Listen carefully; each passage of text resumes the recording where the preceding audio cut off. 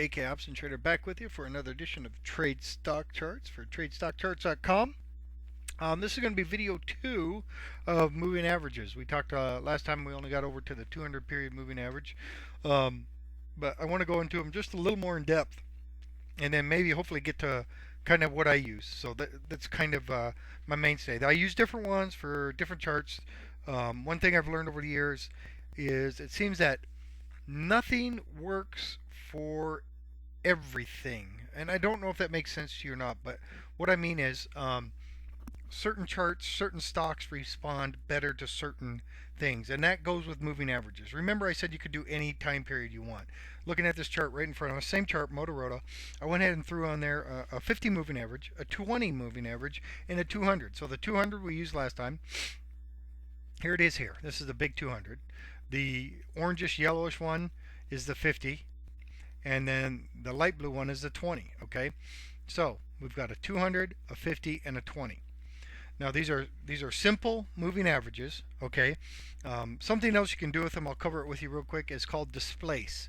Now you'll see it on certain charts, like on this one here. If I wanted to go to studies and I wanted to edit my study set on here, and I go to studies, I could go down, scroll down, look at all these studies. We're not going to cover all these things, trust me.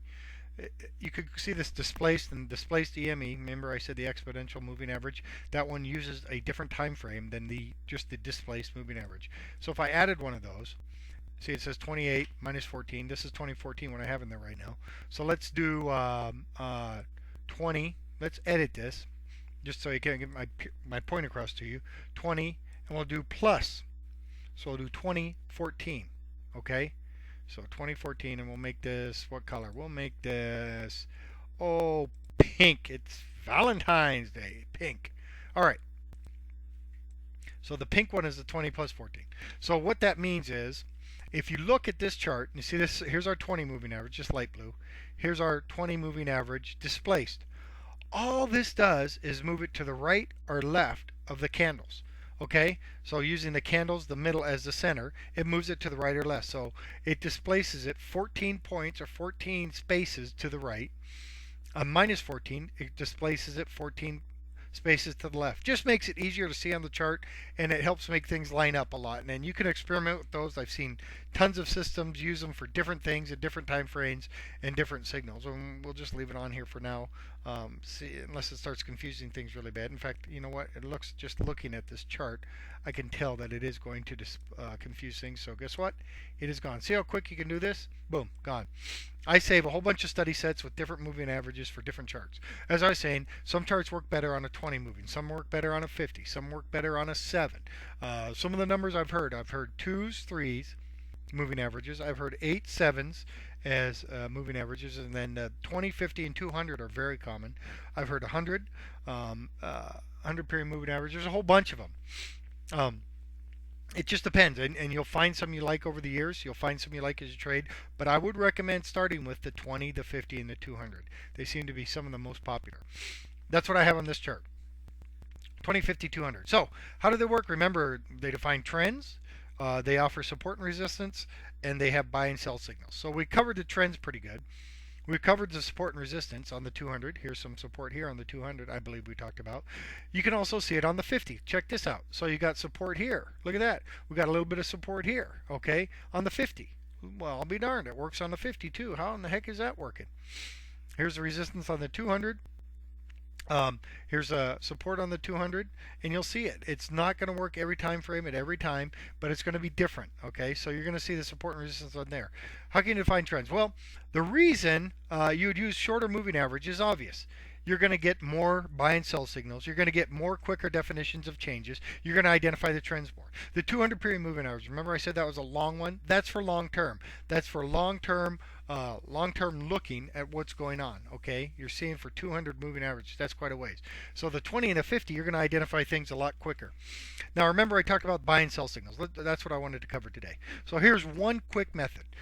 Just using this is one quick method of trading. Okay, so we're going to use the 20 as our buy and sell signal. We're going to use 50 as our buy and sell signal. So here's the simple thing. When the 20 crosses the 50, we buy.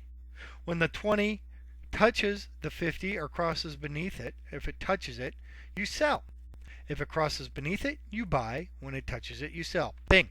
So let's just see what happens doing that. Okay, and like I said, I haven't looked at this. I don't know how well it's going to work on here or not. So if we were to going along and we waited, and here it crossed right here, and this is displaced. Okay, so this would be when you'd be buying it here. Okay, well, it crossed. I'm going to buy, and I'm going to hold it until it sells. Now, what I would tell you is that all this stuff we learned about candlesticks, support, resistance, all that stuff, all that would play into. I mean, obviously, from what I just taught you on the last video, you'd see coming up to the 200 moving average, and you say, well, it doesn't often break through the 200 moving average on the first try. If it hits the 200 moving average, I should probably sell. Okay, we're going to take all that out of consideration. All we're going to use is the 20 and the 50 moving averages. Now, do I do this? I do not do this. This is a method of trading. Okay, I do this with shorter term moving averages. I use a 7, I use a 21. I've used 2s and 3s, okay, for different time frames and different stocks. Like I said, I'm just giving you the basic, the idea. So crosses here, you buy. It goes up, and we just keep holding it. Look at this, went down beneath it, right? But the average stayed up above it, Oh, here's our cross, so we sell at 460. So we would have bought this stock at 365, sold at 460. Not bad. Crosses beneath. Uh-oh, time to buy again. So it crosses beneath, and we're going to say a price of 461. Hits it, so we would have shorted it there, hit it at a price of 463. We just lost money. Cross back over, okay. Oh, we're going to buy at 463. That's where it crossed, and it touches again right here. So at 463, we are out flat, but it crossed back down. Okay, so we're going to try it again. We're going to short it at 463. That'd be 462, 461, and then boom. Oh wow, we're making some money. Comes back up, and boom. Okay, it didn't cross. The stock did, but it didn't. Would you have sold by now? Everything I taught you? Probably. Just looking at this candle right here, you're going, oh, this looks like a bottom signal. Especially if you saw these dojis, you'd think, well, maybe this downtrend is going to start. But once you saw this signal, it'd be a good time to sell. But remember, just use moving average. Hasn't crossed. Right here it crosses. So 428. Well, we did pretty good. 40 cents. That's a 40 cents trade. Crosses back up. You buy again. Boom. Whoa. Takes off like a rocket. We're in the money. So we crossed and bought at, about 430. $4.30 we paid. Remember that. 430. And boom. The next time it touches right here, what's the price? 541. Okay. So 430, 541. So we had, I don't know how many trades that was. 5, 6 trades. 2 of them worked. Or 3 of them worked, pardon me, and so about half worked and half didn't. Let's just make it simple. But did we lose a lot of money when they didn't work? No. Did we make a lot of money when they did work? Yes. Is it always like that? No. So you're just going to keep watching this, okay? So here's the crosses you'd be looking for. That is one simple trading system, okay? One simple trading system. And you can see, does it work all the time? No, it doesn't work all the time. Does it work some of the time? Yes. And when it does, it seems to work well. So that's how people do it. If I get time, I'll show you another way that I like to do it. I add a third line in there, even a shorter term line, and I use that for my sell signals. And the reason being is by the time these cross, you can see we've already lost a lot of the bottom movement. 2, I also use candles and support and resistance, which we've already talked about, gaps, stuff like that. I use all those to help get me out of trades or get me into trades, vice versa.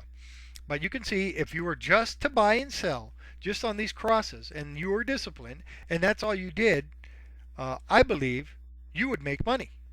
Would you have all your trades? In this instance here, we had about half our trades be correct, but we were disciplined. We just sold when they touched like we're supposed to, and we ended up making money. Let's go all the way to the end just real quick. So right now we're in a down. Right now in November we should have shorted Motorola. And we're crossed, and look at this. We crossed beneath the 200 moving average. All right. You can see this is dotted, it's drawn out. This isn't truth. Now we're moving back up to the 200. Knowing what I know, I'd say we're going to see resistance at the 200, maybe some more down movement. But anyway, so I just wanted to go into that in depth with you a little bit. And remember, there's different ones. You can try different ones. Just look at it. And this is just one piece of the puzzle. Okay, one piece of the puzzle. Anyway, so this will be the AK Option Trader signing out. Trade well and prosper.